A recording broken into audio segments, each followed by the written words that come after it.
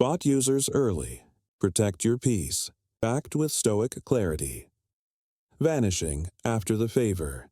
The map of exploitation is drawn by once more.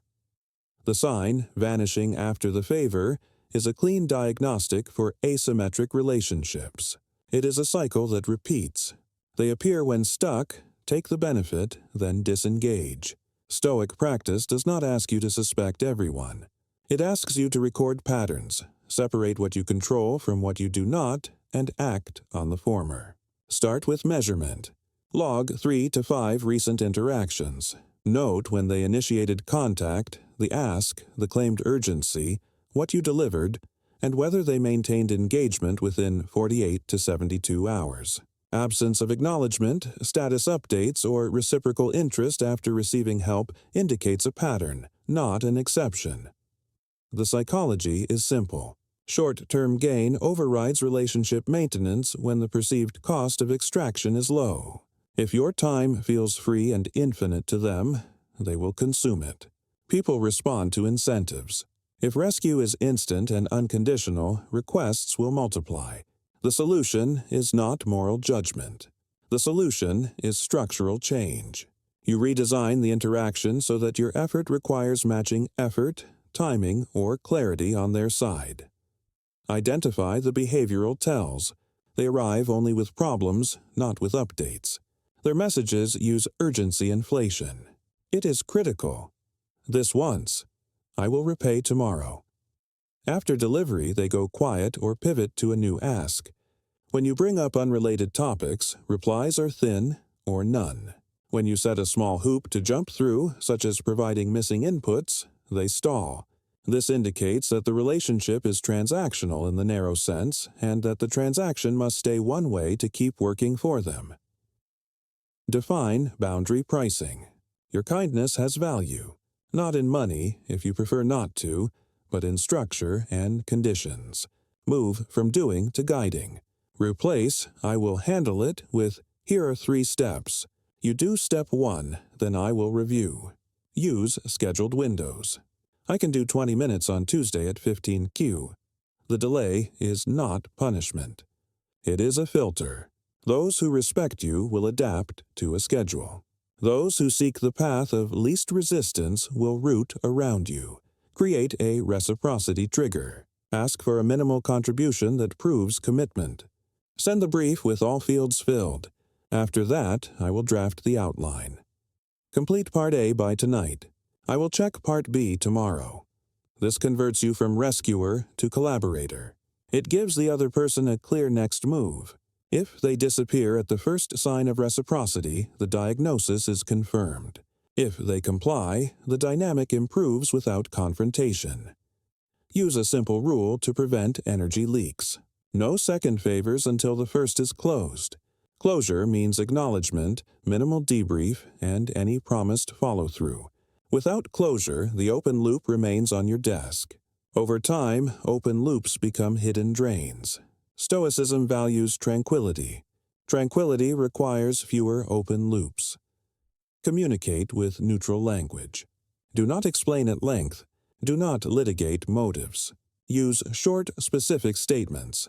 I am available for suggestions, not full execution. I can review once you complete your draft. I am free on Thursday for 30 minutes. These statements set terms without attack. If they push, repeat once. If they escalate, disengage. You are not responsible for their frustration with your boundaries. Maintain a commitment ledger. Note dates, asks, your contribution, and their follow-through. This is not petty. It is cognitive hygiene. Memory is biased toward the latest crisis. The ledger reveals the base rate of reciprocity. Base rates guide future access. High reciprocity earns more access. Low reciprocity earns less. This is fair, transparent, and consistent with self-respect. Run a counterfactual test. Imagine the situation reversed. If you had asked, would you have stayed present after receiving help? Would you have followed up? Would you have offered something back? If the answer is yes, and the other party repeatedly chooses no, the asymmetry is real. Respond to reality, not to aspiration. Accept the limits of control. You do not control whether someone values you beyond utility. You control your time, your response speed, your thresholds, and your availability. When you change those levers, the network reorganizes. Utility seekers drift to easier sources. Mutualists stay. New mutualists notice your clarity and approach. Close with a simple operating protocol. Diagnose with logs. Set schedules. Require small proof of effort. Enforce closure before new favors. Speak neutrally. Track base rates. Adjust access. Do not chase. Let the pattern speak. Let your boundaries do the rest. This is not coldness. It is disciplined goodwill that protects your peace so you can keep helping where help actually becomes growth. 2. Conversations always about them. A mirror that reflects one face. Conversations that always orbit one person signal a structural imbalance, not a temporary lapse. Healthy dialogue alternates roles. One speaks, the other listens, then they switch. Users break this alternation. They treat attention as a one-way resource and your presence as a buffer for their stress. Diagnose by behavior, not intent. Track 3 to 5 interactions. Note who initiates, the opening topic, the ratio of airtime, the number of questions they ask about you, and factual recall of things you shared earlier. If they open with needs, close with asks, ask few or no questions, and fail to remember your details, the pattern is established. Understand the mechanism. Many people use conversation to regulate affect. They vent, seek validation, or outsource thinking. This is not inherently malicious, but it becomes exploitative when persistent and unreciprocated. The cost to them is low if you allow unlimited time, unlimited empathy, and unlimited problem-solving. The corrective lever is structure. Structure prices your attention without hostility. Run the 50-50 test. Across 3 chats, target equal airtime. If you speak for less than 1/3 while carrying all reflective labor, flag it. Next, test recall. Bring up a detail you told them a week ago. If they do not register it, assume your side is not being encoded. Then test a boundary. Signal a hard stop up front. If they ignore it, you have a compliance issue, not a communication issue. Shift from open flow to structured flow. Replace sprawling calls with 20-30-minute meetings and a simple agenda. 10 minutes theirs, 10 minutes yours, 10 minutes for solutions or actions. Put the agenda in writing before the call. Start the timer when talk begins. When they exceed their slot, interrupt politely and precisely. We set 10 minutes each. I will use my 10 now. If they continue, end on time without drama. We're at time. We can schedule another slot. Consistency trains expectations faster than explanations. Change your conversational stance. Stop reflexive fixing. Ask meta questions that put responsibility back on them. Do you want perspective or only a listener? If they choose listener, acknowledge once, then close when the time box ends. If they want perspective, require specifics. State the goal, constraints, and options you've considered. This forces them to think before consuming more of your bandwidth. When you do give input, give one actionable step, not 10. Excess advice invites more unbounded talk. Use assertive turn-taking. After they finish, summarize 1 or 2 of their points to show you heard them. Then pivot with a clear marker. My turn. Deliver your update without hedging. If they interrupt, hold the floor. I'll finish, then you can respond. Keep tone flat and sentences short. Assertiveness reduces looping without escalation. Install friction that screens for reciprocity. Before long, debriefs require a short, written brief. Send me a paragraph with context, desired outcome, and a deadline. Many serial monologists will not write it. That is a filter. For repeated topics, ask for a log of actions taken since last talk. If the log is empty, pause further discussion until action occurs. This prevents you from becoming a substitute for effort. Quantify respect with simple metrics. Airtime ratio. Questions asked about you per conversation. Interruptions per minute. On-time endings. Follow through on agreed actions. Track for a month. If the scores do not improve after you add structure, reduce access. Fewer calls. Shorter windows. More asynchronous updates. Point them to resources instead of being the resource. Script concise boundaries. I have 20 minutes. Then I switch to my work. I'll listen for 10 minutes. After that, we plan next steps. I'm available for ideas, not full execution. Do not over-explain. Do not apologize for limits. Limits are neutral facts about capacity. If they push, repeat once. If they guilt trip, reflect facts. We agreed on equal time. I'm taking mine. If they escalate, pause the channel. Let's reconnect when we can follow the format. Protect your side of the relationship. Schedule your own share even if they do not ask. If they cannot hold space, you have evidence. Do not try to reform them. Design your interaction rules and enforce them calmly. People who value you will adapt. People who seek unlimited priority will select out. Run a counterfactual. Imagine reversing roles. Would you ask about them? Would you remember their key events? Would you yield the floor when time ends? If your answer is yes and theirs is consistently no, accept the asymmetry. Acceptance is not surrender. It is accurate mapping. Accurate maps produce better moves. Finally, align with Stoic control. You cannot control whether someone is self-centered. You control the length, format, and frequency of access to your attention. You control whether you solve or reflect. You control whether you continue after your slot ends. Use these levers. Keep records.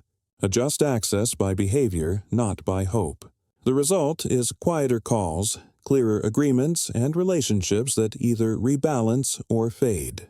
Both outcomes protect your composure and free capacity for people who treat conversation as a two-way street. 3. Respect evaporates when you say no. The fastest boundary test. A clear, calm no is the fastest boundary test because it collapses performance into behavior. When benefits stop flowing, motives surface. People who respect you will respect your limits without bargaining or bruising. Users will immediately attempt to reopen the door. Treat their first 60 seconds after your no as data collection. Do you see instant coldness, sarcasm, backhanded praise, or guilt triggers like, "I thought you were different"? These are maneuvers to make you trade principle for peace. Do not trade. Anchor in standards before situations. Define 3 lists. Values, what you will protect. Priorities, what gets your time first. And capacity, your realistic bandwidth. With these lists visible, the sentence, "No, I won't take this on," becomes a status report, not a debate. Short scripts beat essays. That deadline does not work for me. I'm unavailable for that role. Avoid ambiguous cushions such as "maybe later," "let me think," or "I'll try," when no is accurate. Users exploit ambiguity because it creates a second round to pressure you. Build a response matrix. If they press, repeat once, identically. If they escalate urgency, reject the frame that their poor planning is your emergency. If they blame, mirror facts without heat. "I've already helped with A and B. Today, I'm unavailable." If they switch to character attacks, name the pattern and end the exchange. "We disagree. I'm ending this here. Keep tone flat." Flat tone denies drama its fuel and keeps you inside your control zone. Translate respect into observable metrics so your decisions stay empirical. Track 4 measures across a month. 1. Frequency. They check your availability before asking. 2. Flexibility when you are busy. 3. Attitude after you refuse. 4. Payback behavior after receiving help. High marks indicate partnership. Low marks indicate drain. Adjust access accordingly. Slower replies. Text instead of calls. Links to resources instead of hands-on work. The goal is not punishment. It is risk management for your energy. Expect common manipulation patterns and pre-write counters. Guilt. I counted on you. Counter. I didn't commit to this. Flattery hook. Only you can do it. Counter. Then it needs a team, not me. Scarcity panic. If not now, never. Counter. That timeline does not change my capacity. Social proof squeeze. Everyone else said yes. Counter. My decision is still no. Debt flip. Remember when I. Counter. I thanked you then. That does not obligate me now. Having lines ready prevents you from over-explaining. Use layered boundaries. First layer, verbal no. Second layer, structural no. Remove default access that enables repeat pressure. Examples. Turn off typing indicators. Move messages to asynchronous channels. Set office hours. Require written briefs before meetings. Third layer, consequence no. If they violate limits, step down involvement. Given repeats, I'm not a fit for these requests. Please route them elsewhere. Quiet consistency changes incentives faster than loud defenses. Install a cooling rule for yourself. After any challenging refusal, wait an hour before re-engaging. Urgency invites reversals. Stoic practice favors deliberate action. In that hour, run 3 checks. Is my no aligned with values, priorities, capacity? Is there any new information that would materially change the decision? If not, hold. Replace people-pleasing with principle-keeping. The value of a decision is not measured by the other person's short-term satisfaction. It is measured by fidelity to your principles and protection of your finite resources. Anxiety after a no is common because bodies dislike social friction. Normalize that sensation. It is the price of integrity, not a signal that you erred. Over time, your nervous system adapts to boundary enforcement, and the discomfort window shrinks. Create a small audit to prevent backsliding. Once a week, list where you said yes and where you said no. For each yes, mark whether it aligned with your lists. For each no, mark outcomes. Often you will see that healthy ties adapted quickly or even appreciated clarity, while exploitative ties cooled or vanished. That is selection working for you. Let it work. Do not chase. People who cannot function without your perpetual flexibility will find more flexible targets. Practice refusals on low-stakes asks so the muscles are ready for high-stakes moments. Use one-sentence drills. No, that doesn't fit. No, I'm at capacity. No, I'm focusing on X. Deliver, pause, exit. Do not adorn with sorry unless you actually regret wrongdoing. Politeness is fine. Submission is not. Finally, remember the control dichotomy. You do not control whether someone respects you. You control your boundaries, your access points, and your consistency. Say no briefly. Repeat once if needed. Decline urgency frames. Mirror facts, not feelings.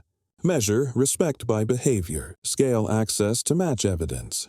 Decent relationships will adapt and strengthen under clarity. Exploitative ones will self-select out. Both outcomes are wins because both protect your peace without theatrics. 4. Big promises, small actions. Separate real goodwill from empty signals. Big promises, small actions is a reliability problem, not a rhetoric problem. Treat every promise as a signal and every action as verification. The gap between words and deeds is the metric. Map that gap, then route your trust accordingly. Start with instrumentation. Keep a commitment log with 4 fields: date, promise, due date, outcome. Optional 5th field, cost to you, log only observable facts. Example entries: 2025-10-02.